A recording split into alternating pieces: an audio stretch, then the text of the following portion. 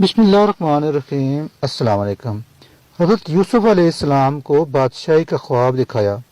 باپ کو بھی پتہ چل گیا ایک موجودہ نبی ہے تو دوسرا مستقبل کا نبی ہے، مگر دونوں کو ہوا نہیں لگنے دی کہ یہ کیسے ہوگا۔ خواب خوشی کا تھا مگر چکا غم کا چلا دیا۔ یوسف علیہ السلام 2 کلومیٹر دور کنویں میں پڑے ہیں، خوشبو نہیں آنے دی۔ اگر خوشبو آ گئی تو باپ رہ نہیں سکے گا، جا کر نکلوا لے گا، جبکہ بادشاہی کے لیے سفر اسی کنویں سے لکھا گیا تھا۔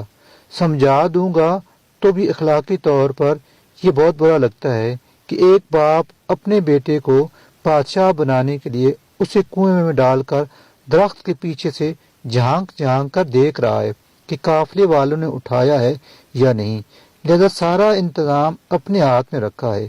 اگر یوسف علیہ السلام کے بھائیوں کو پتہ ہوتا کہ اس کنویں میں گرنا بادشاہ بننا ہے اور وہ یوسف علیہ السلام کی مخالفت کر کے اصل میں اسے بادشاہ بنانے میں اللہ کی طرف سے استعمال ہو رہے ہیں، تو وہ ایک دوسرے کی منتیں کرتے کہ مجھے دھکا دے دو۔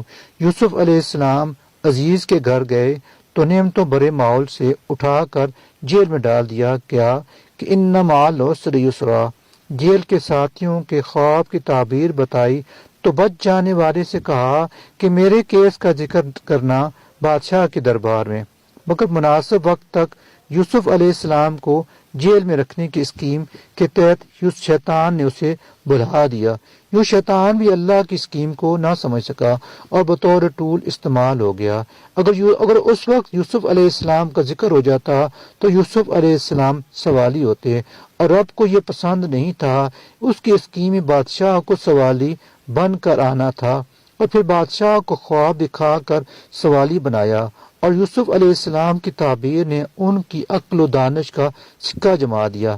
بادشاہ نے بلایا تو فرمایا میں این آر او کے تحت باہر نہیں آؤں گا جب تک عورتوں والے کیس میں میری بے گناہی ثابت نہ ہو جائے۔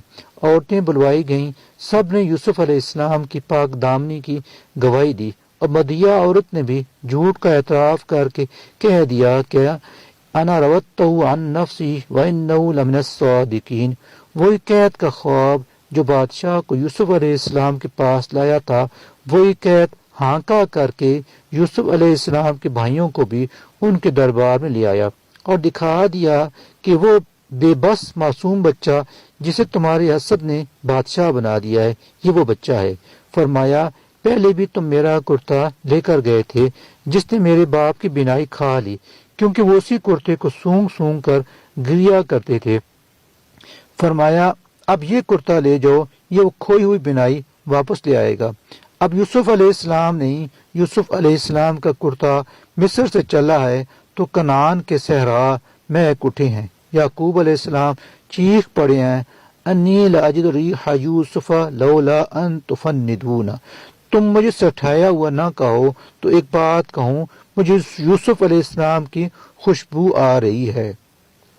سبحان اللہ۔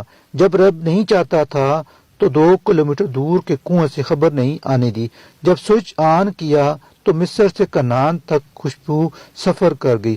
واللہ غالب علی امری ولکن اکثر الناس لا یعلمون۔ اللہ جو چاہتا ہے وہ کر کے ہی رہتا ہے، مگر لوگوں کی اکثریت یہ بات نہیں جانتی۔